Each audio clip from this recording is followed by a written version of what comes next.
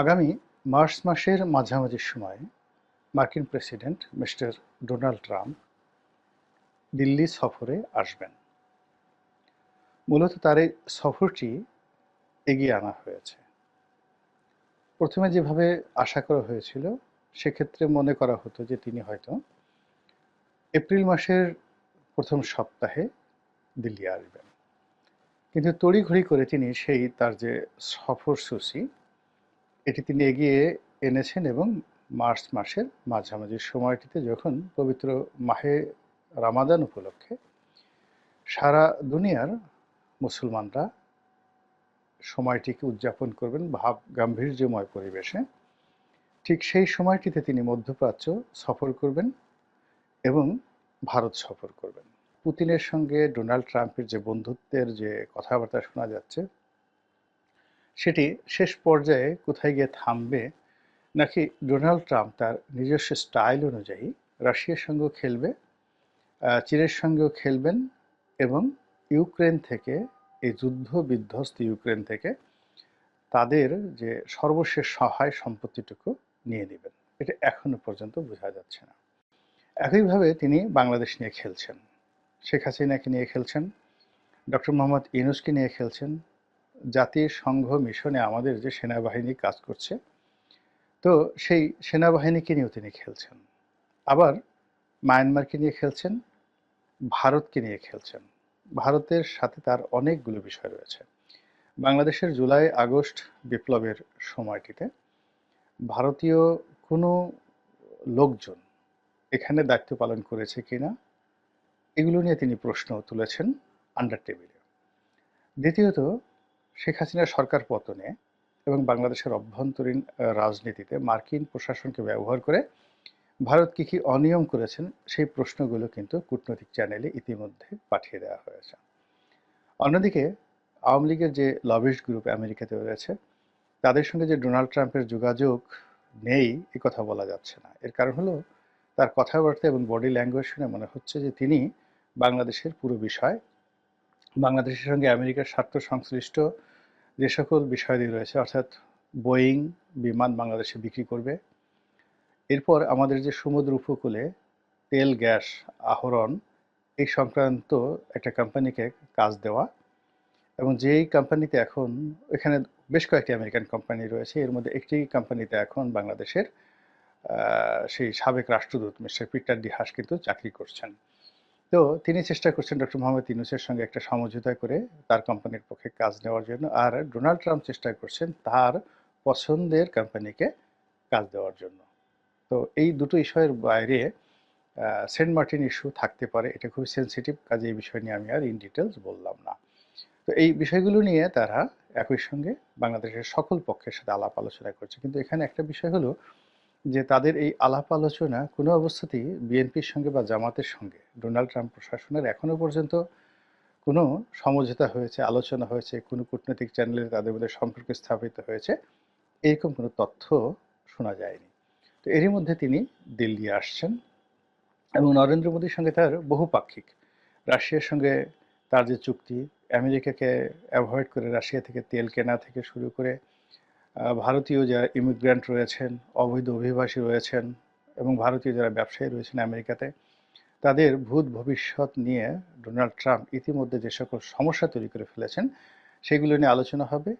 এবং একই সঙ্গে ভারতের সঙ্গে তাদের যে দ্বিপাক্ষিক বাণিজ্য, অর্থাৎ যে সকল পণ্য ভারত থেকে রপ্তানি হয়, সেইগুলোর উপর 150%, 150% ট্যাক্স আরোপের যে হুমকি তিনি দিয়ে রেখেছেন, এই হুমকির প্রেক্ষিতে তিনি ভারতে আসছেন। আমার কাছে যেটা ক্ষুদ্র বুদ্ধিতে মনে হচ্ছে যে তিনি মূলত বার্গেনিং করার জন্য, একে তো বন্ধুত্ব, তার উপর এই ত্রুটিগুলো তিনি বলছেন এবং তিনি সঙ্গত কারণে বলবেন যে এগুলো তার সরকারের পলিসি নয়, এগুলো রাষ্ট্রের একটা পলিসি এবং জনগণ এই বিষয়গুলো চাচ্ছে।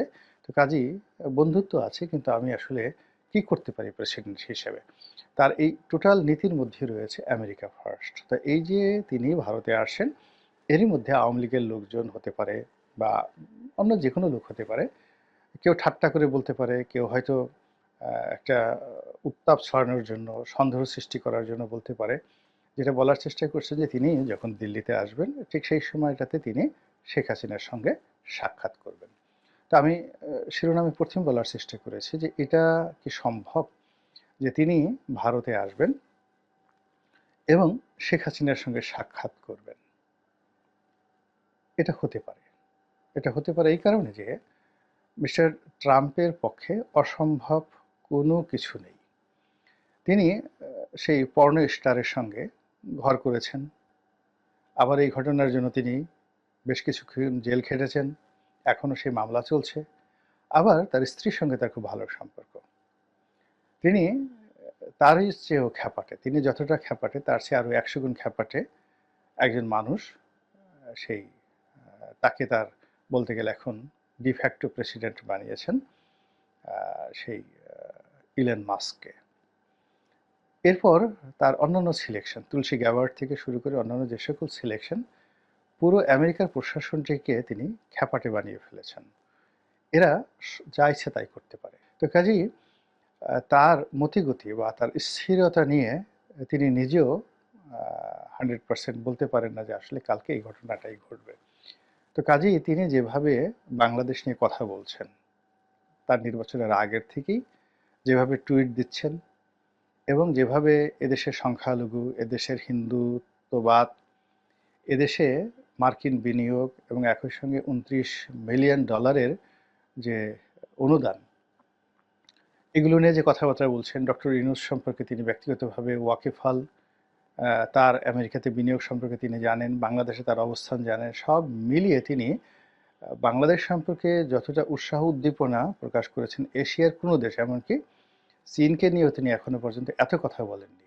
অর্থাৎ যেদিন থেকে তিনি নির্বাচনে মোটামুটি শিওর হয়ে গেলেন যে he is going to B elected as a president of United states of America, ঠিক সেই সময় থেকে আজ অবধি বাংলাদেশ নিয়ে তিনি যত কথা বলেছেন এশিয়ার অন্য কোনো দেশ নিয়ে এত কথা আমি তাকে বলতে শুনিনি। আমেরিকা নিয়ে বলেছেন, তার বাইরে বাংলাদেশ নিয়ে কথা বলেছেন, টুইট করেছেন। তো সেই দিক থেকে বাংলাদেশের প্রসঙ্গ আসলে শেখ হাসিনার সঙ্গে যদি তার সাক্ষাৎ হয়, তিনি যদি আগ্রহ প্রকাশ করেন, আপনি বুঝতে পারছেন যে এই বিষয়টি কতটা একটা প্রলয়ঙ্কারী ঝড় তুলবে বাংলাদেশের রাজনীতিতে। সেই দেখা হলো বা না হলো, কিংবা সেই ছবি প্রকাশিত হলো বা না হলো, এই যে ভাইবটা শুরু হয়েছে, এবং তিনি যদি তার সাথে দেখা করেন সেটা এক ধরনের পরিস্থিতি প্রেক্ষাপট তৈরি হবে, অথবা তিনি যদি প্রকাশ্যে দেখা করেন সেটা আরেক ধরনের হবে, তিনি যদি গোপনে দেখা সাক্ষাৎ করেন সেটা আরেক ধরনের হবে, এবং সর্বোপরি তিনি যদি দিল্লি সফরের সময় কোনো কারণে যে কোনোভাবে শেখ হাসিনা এই নামটি মুখ দিয়ে উচ্চারণ করেন, সারা বাংলাদেশ উত্তাল হয়ে পড়বে। মানে যারা শেখ হাসিনা বিরোধী যারা লোকজন রয়েছে তারা আমেরিকা বিরোধী স্লোগান দিয়ে পুরো রাজপথ তছনছ করে ফেলবে, এবং তারা দিল্লি দখল করবে, আমেরিকা দখল করা থেকে শুরু করে আর অনেক কিছু, মানে এখানে তাদের ক্রোধ সর্বোচ্চ পর্যায়ে পৌঁছে যাবে। এবং একটি গ্রুপ যদি রাগ হয়ে তারা টুঙ্গিপাড়া রওনা দেয় এবং বুলডোজার নিয়ে সেই বঙ্গবন্ধুর মাজার ধ্বংস করার জন্য তারা শক্তি প্রয়োগ করতে চায়, এতে আশ্চর্য হওয়ার কিছু নেই। আবার উল্টো যেটা হচ্ছে সেটা হলো, ডোনাল্ড ট্রাম্পের এই বক্তব্যের পর আওয়ামী লীগের যে সকল নেতাকর্মী পালিয়ে রয়েছেন তারা যদি হঠাৎ করে উজ্জীবিত হয়ে পড়েন, তারা যদি রাজপথে নেমে পড়েন, তারা যদি সাহস অর্জন করে ফেলেন, নৈতিক শক্তি তারা ফিরে পান, তাহলে সেটা সামাল দেওয়ার ক্ষমতা এখন এই মুহূর্তে দুর্বল সরকারের নাই। তো কাজেই যে বিষয়গুলো সামাজিক মাধ্যমে এসেছে সেগুলোকে তুচ্ছ তাচ্ছিল্য করার দরকার নেই।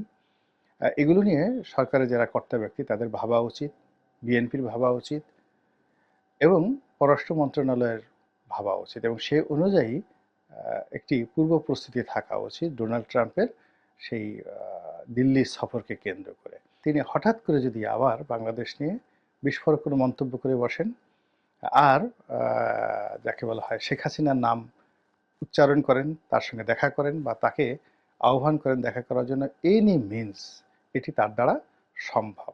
হিলারি ক্লিন্টনের সঙ্গে তার যে খারাপ সম্পর্ক, এটি কিন্তু জো বাইডেনের চেয়ে 100 গুণ খারাপ সম্পর্ক হিলারি ক্লিন্টন, এবং হিলারি ক্লিন্টনের সঙ্গে যেহেতু ডক্টর মোহাম্মদ ইউনূসের ব্যক্তিগত বন্ধুত্ব, বিল ক্লিন্টনের সাথে বন্ধুত্ব, কাজেই বাংলাদেশের বিষয়টি তার নিকট অন্য যে কোনো বিষয়ের চাইতে তাকে চোখ টাটাচ্ছে, তার গলা চুলকাচ্ছে এবং তার মনের মধ্যে কেমন কেমন যেন করছে। ফলে তিনি বাংলাদেশ নিয়ে কথা বলতে থাকবেন, আর যতই তিনি কথা বলবেন ততই আমরা অনেকেই বিপদ বিপত্তির মধ্যে পড়ে যাব।